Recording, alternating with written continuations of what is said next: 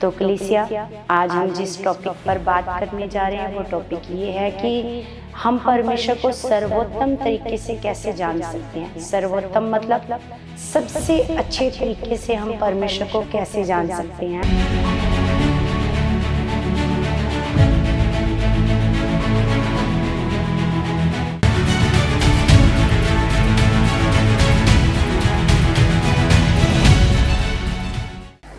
Praise the Lord everyone, God bless you all. परमेश्वर आप सबको बहुत सारी आशीष और बरकत दे। प्रभु की पवित्र हजूरी में मैं आप सबका स्वागत करती हूँ। प्रभु में आप सबकी सलामती हो। खुदा में आप बढ़ते जाओ, आत्मिक ज्ञान में, बुद्धि में, समझ में आप हमेशा बढ़ते जाओ यीशु मसीह के पवित्र नाम से। तो कलीसिया, आज हम जिस टॉपिक पर बात करने जा रहे हैं वो टॉपिक ये है कि हम परमेश्वर को सर्वोत्तम तरीके से कैसे जान सकते हैं। सर्वोत्तम मतलब सबसे अच्छे तरीके से हम परमेश्वर को कैसे जान सकते हैं, है ना। आज हम इसी टॉपिक पर बात करेंगे और परमेश्वर के पवित्र वचनों से सीखेंगे। और सच में खुदा बड़ा महान है, वो बड़ा सामर्थी है। जिस पिता ने हमें चुना है और जिस परमेश्वर ने हमें ज्ञान दिया है, बुद्धि दी है, समझ दी है, हम उस परमेश्वर पिता का बहुत सारा धन्यवाद करते हैं कि सच में खुदा तूने हम पर दया की है, हम पर अनुग्रह किया और आपने हमें चुन लिया है। हम इस बात के लिए अपने परमेश्वर पिता का बहुत सारा धन्यवाद करते हैं कलीसिया।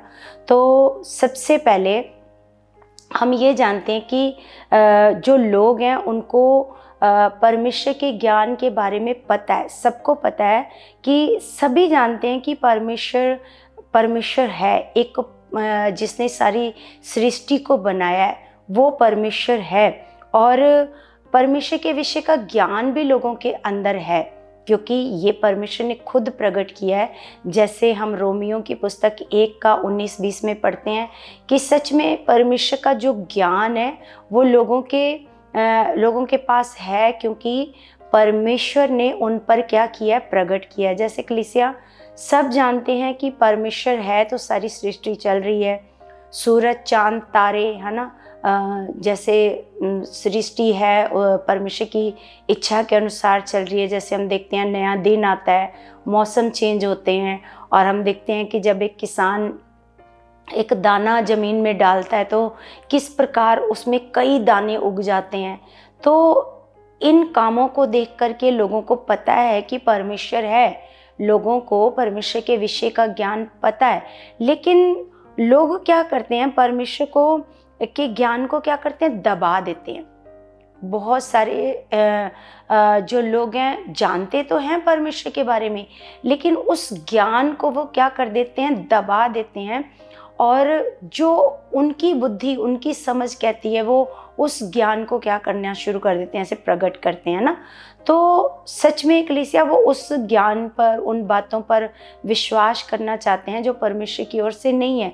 और जो सच में उनको पता चलता है कि ये परमेश्वर है, ये उसके बड़े काम हैं, लेकिन वो उनके बारे में ऐसे सुनना पसंद नहीं करते, जानना पसंद नहीं करते।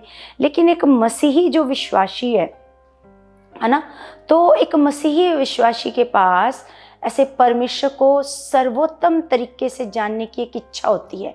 जो एक मसीही विश्वासी है ना, तो जब वो परमेश्वर को थोड़ा सा जानता है, उसके जीवन में जैसे चमत्कार होता है, काम होता है, प्रभु में वो और बढ़ता है, तो उसके अंदर एक और ऐसे चाहत होती है परमेश्वर को और सर्वोत्तम तरीका। आज हम इस शब्द को यूज़ करें, सर्वोत्तम। सर्वोत्तम का मतलब है सबसे उत्तम तरीका, सबसे उत्तम तरीका। इस तरीके के द्वारा हम क्या कर सकते हैं, अपने परमेश्वर को जान सकते हो। और ये जब एक विश्वासी मसीह पर भरोसा करता है, जो उसके जीवन में दुख होता है, क्लेश होता है, परेशानियां होती हैं, वो ऐसे दूर होना शुरू होती है, तो वो और ऐसे उसके मन में एक चाहत आती है परमेश्वर को जानने के लिए कि वो और सर्वोत्तम तरीके से क्या करे, परमेश्वर को जाने, है ना। जैसे हम एक वचन निकालते हैं कलीसिया, भजन संहिता 25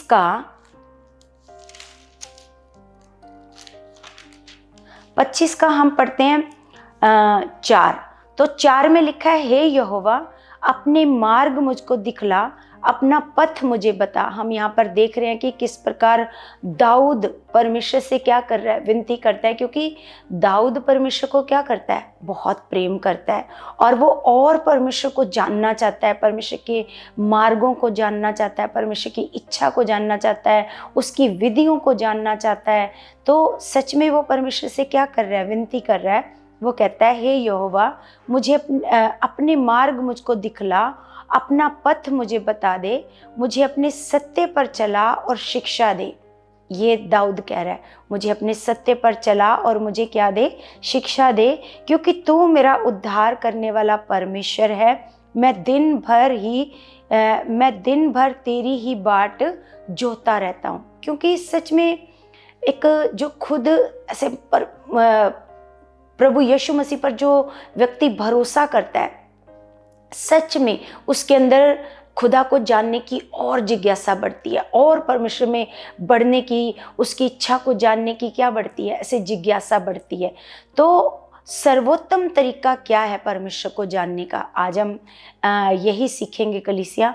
तो सबसे पहले हम यूहन्ना 3 अध्याय में एक व्यक्ति के बारे में देखते हैं, जो बाइबल बताती है उस व्यक्ति के बारे में कि जो परमेश्वर को सर्वोत्तम तरीके से जानना चाहता था, है ना। उसका नाम निकोदेमुस था, है ना, और वो एक फरीसी था और यहूदियों का ऐसे सरदार था, है ना। निकोदेमुस के बारे में हम जानते हैं, यूहन्ना 3 अध्याय अगर आप पढ़ते हो तो वो परमेश्वर को सर्वोत्तम तरीके से क्या करना चाहता था, ऐसे जानना चाहता था, जबकि वो एक खुद फरीसी है और यहूदियों का क्या है, वो सरदार है।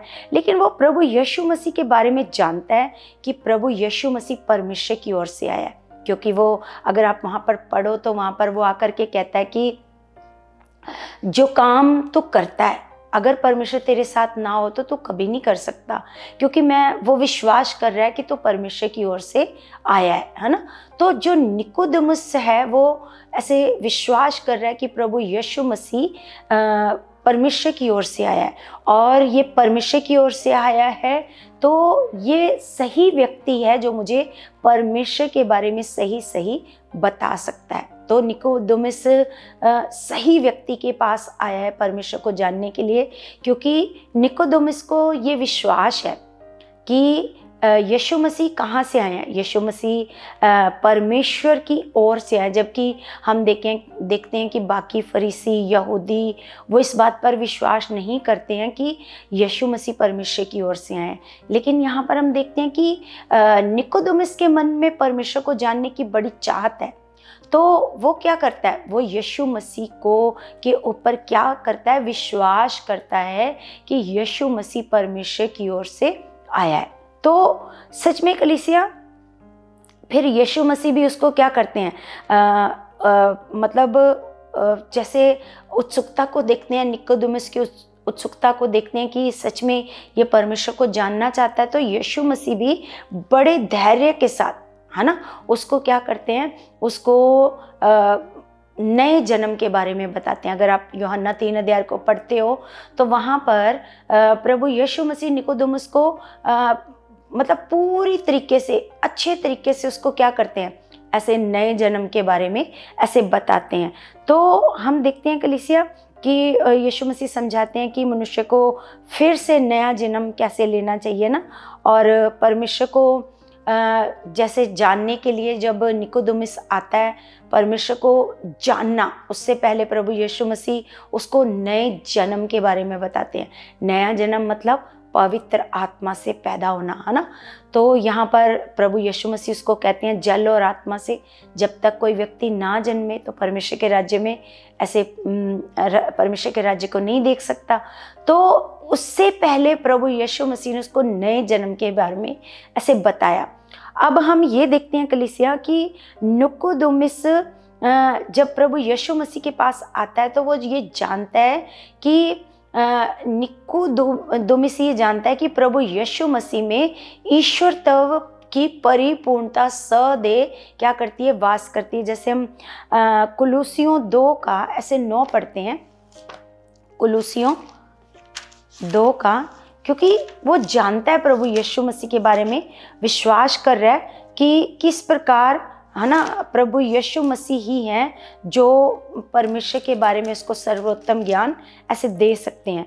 तो यहाँ पर लिखा है क्योंकि उसमें ईश्वरत्व की सारी परिपूर्णता सदैव वास करती है। वो इस बात पर क्या करता है, विश्वास करता है कि यीशु मसीह में ईश्वरत्व की सारी परिपूर्णता क्या करती है, वास करती है। क्योंकि यीशु मसीह ने अपने शब्दों के द्वारा और अपने कामों के द्वारा, है ना, परमेश्वर को क्या किया, प्रकट किया। जैसे हम यूहन्ना 1:14 में पढ़ते हैं कि परमेश्वर को किसी ने कभी नहीं देखा, लेकिन इकलौता पुत्र जो पिता की गोद में है उसी ने उसे प्रकट किया। और प्रभु यीशु मसीह यूहन्ना में ऐसे बताते हैं कि जिसने मुझे देखा उसने परमेश्वर को देखा। ये प्रभु यीशु मसीह ऐसे बताते हैं।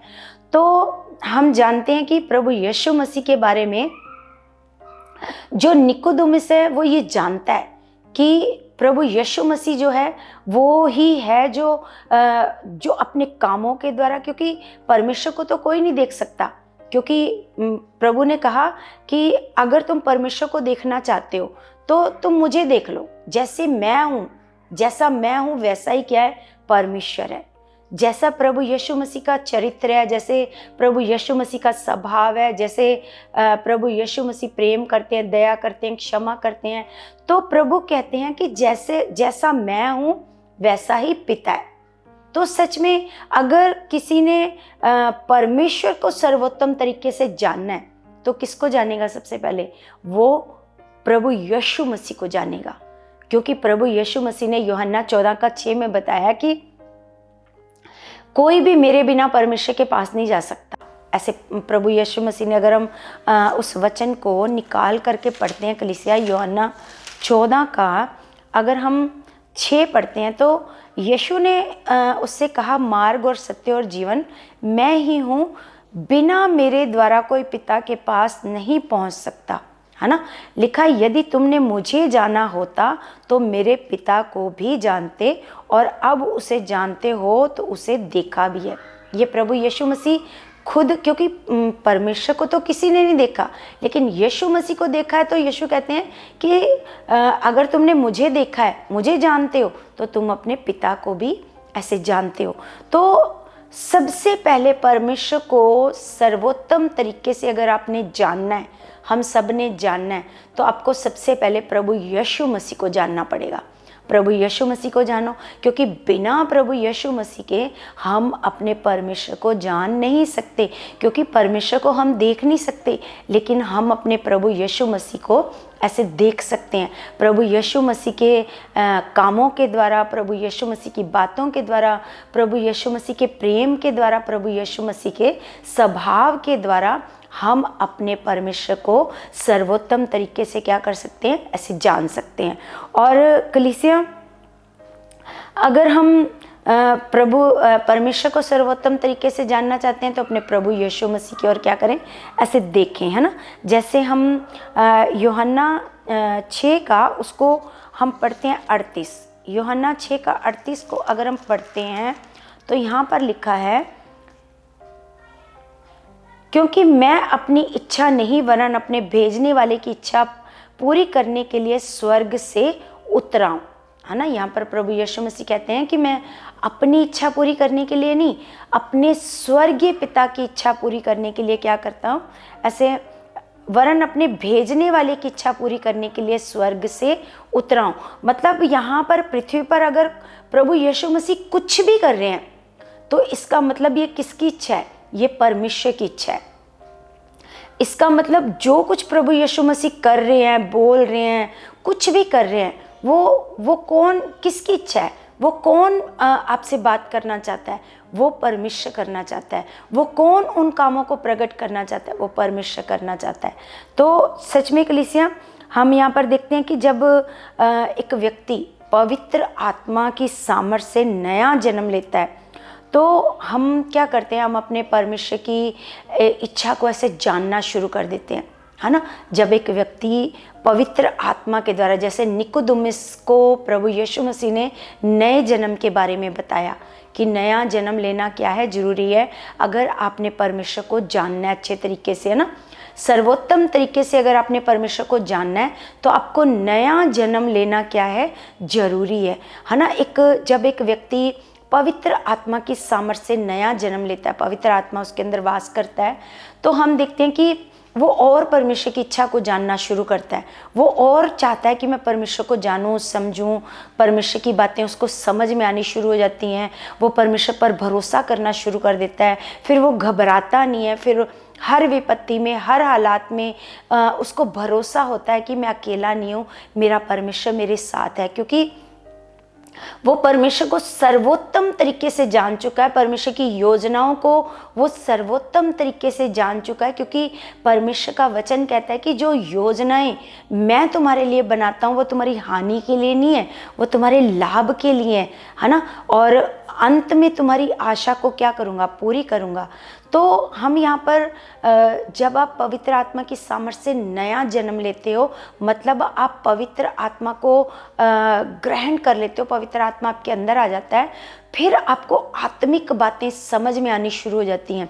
आप पवित्र आत्मा में बढ़ना शुरू हो जाते हो। फिर आपको परमेश्वर के ऊपर भरोसा करना आ जाता है। फिर आप समझ जाते हो कि कुछ भी मेरा पिता मेरे जीवन में गलत ना होने देगा और ना कुछ करेगा, क्योंकि आप जान जाते हो कि मेरा पिता जो भी मेरे लिए सोचता है, जो भी मेरे लिए चाहता है, वो भलाई के, मेरी भलाई के लिए, क्योंकि आप परमेश्वर को सर्वोत्तम तरीके से क्या कर लेते हो, जान लेते हो। क्यों? पवित्र आत्मा की सामर्थ्य के द्वारा। जब आप नया जन्म ले लेते हो, जब आप पवित्र आत्मा आपके अंदर आता है, आपके भीतर पवित्र आत्मा वास करता है, फिर आपकी बुद्धि खुल जाती है। आपको वो बातें जो परमेश्वर की हैं, आत्मा की बातें आपको समझ में आनी शुरू हो जाती हैं। जैसे कलीसिया हम एक वचन पढ़ते हैं, पहला कुरिन्थियों 2 का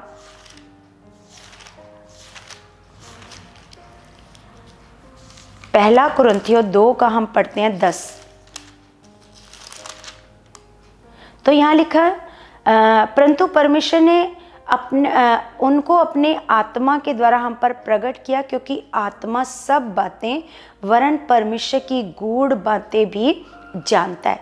तो यहाँ पर हम देखते हैं कि परमेश्वर का जो आत्मा है वो क्या करता है, परमेश्वर का आत्मा हम पर उन बातों को क्या करता है, प्रकट करता है, क्योंकि आत्मा सब बातें वरन परमेश्वर की गूढ़ बातें भी ऐसे जांचता है, लिखा है।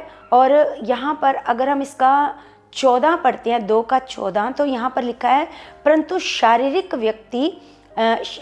शारीरिक मनुष्य परमेश्वर की आत्मा की बातें ग्रहण नहीं करता, क्योंकि वे उसकी दृष्टि में मूर्खता की बातें हैं और न वह उन्हें जान सकता है, क्योंकि उनकी जांच आत्मिक रीति से होती है। तो हम यहाँ पर देखते हैं कि अगर आपने परमेश्वर को जानना है, उसकी इच्छा को जानना है, उसके स्वभाव को जानना है, अगर आपने परमेश्वर को सर्वोत्तम तरीके से जानना है, तो पवित्र आत्मा का आपके अंदर होना, आपके जीवन में होना ऐसे जरूरी है ना। पवित्र आत्मा के बिना, जब आप पवित्र आत्मा से नया जन्म लेते हो, तो आप परमेश्वर की उन बातों को समझ पाते हो जो परमेश्वर की ओर से हैं। जैसे अभी हमने पढ़ा, परंतु परमेश्वर ने उनको अपने आत्मा के द्वारा हम पर क्या किया, प्रकट किया। अगर ये आत्मा नहीं होता तो हम परमेश्वर को कभी भी सर्वोत्तम तरीके से नहीं जान सकते थे।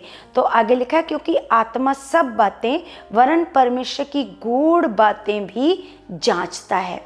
आत्मा यही हम पर प्रकट करता है, परमेश्वर पर भरोसा करना सिखाता है, परमेश्वर हमें दलेरी देता है। ये आत्मा ही बताता है कि तू विपत्ति में अकेला नहीं है, तू हालात में अकेला नहीं है, ये मुसीबत तेरा कुछ नहीं बिगाड़ सकती, क्योंकि परमेश्वर तेरे साथ है, वो तेरा भला करेगा, वो तेरे साथ रहेगा, वो तेरी रक्षा करेगा, तेरी मदद करेगा। ये सारा कुछ कौन बताता है? ये सारा कुछ परमेश्वर का आत्मा बताता है। और कलीसिया, परमेश्वर को सर्वोत्तम तरीके से जानने के लिए हमें प्रार्थना में बढ़ना पड़ेगा, क्योंकि प्रार्थना के द्वारा हम क्या करते हैं, हम परमेश्वर को अच्छे तरीके से जानते हैं, है ना।